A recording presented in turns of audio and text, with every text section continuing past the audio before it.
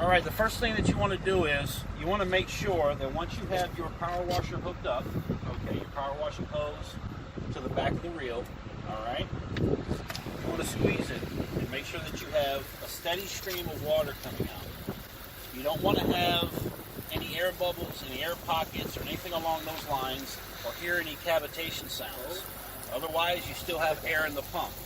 Whenever you have air in the line or in the pump, you're going to do a significant amount of damage to that pump, and it's prematurely going to damage itself. Okay? So essentially, whenever you start this up, we're running this off of a garden hose. This will be a typical setup if you do not have access to the water, or if you're at a job site where you want to plug into a faucet, utilizing the keyways that are in the power washing trailer. You want to hook up your garden hose. You want to ensure that this valve is open. A valve that's open runs in line with your hose, and then also in line with your other pipe or your other hose that you're connecting it to. Okay? You also want to make sure that this valve is off. You know it's off because it crosses that line. If you do not turn this valve off, you will starve this system for water and it'll backfeed. Okay?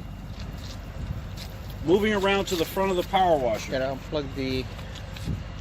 Yes, whenever you're running the off a garden hose, you do not want to run this pump. You will burn this pump up. Okay, so do not run the pump if you're running a garden hose off a building. Okay?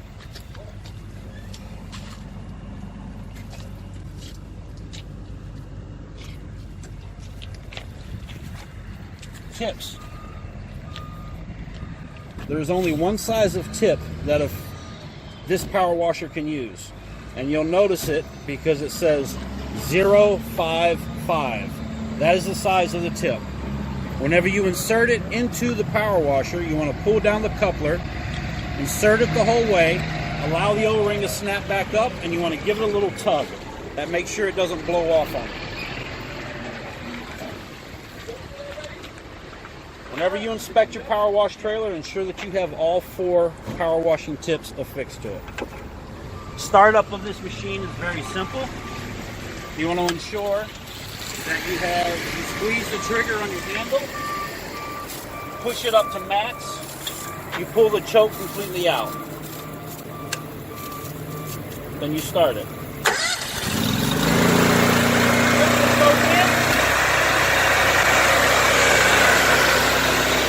Adjust your pressure on your wand.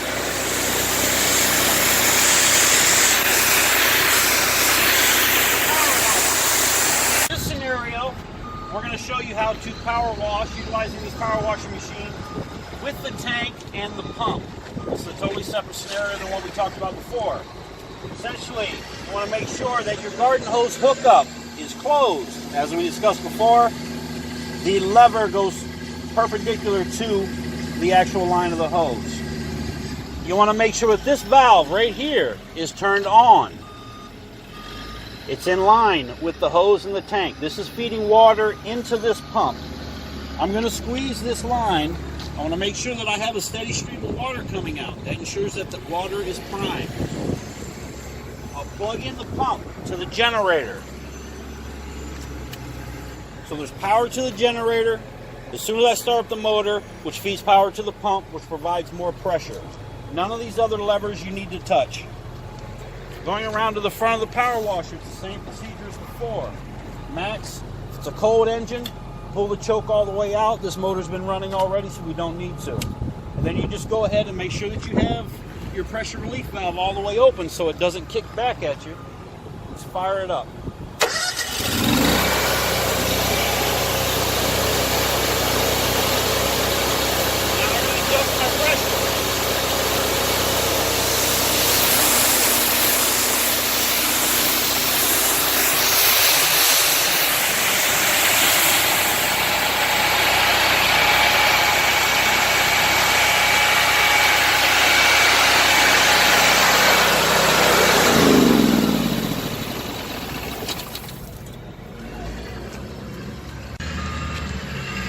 On the burner, this is vitally important. Whenever you're power washing, you turn the burner on, you click the on button. That'll fire up the burner.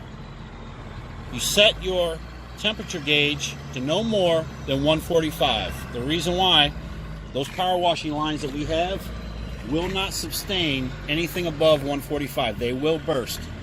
So keep it at 145, which is enough heat to do what we need to do. Whenever you turn this off, it's very simple. Turn the temperature gauge to off, hit the off button while you're continuing to hold the wand and you're creating pressure. Now what you're doing is you're recirculating cold water from the tank through all the lines, through the burner, specifically through the coil.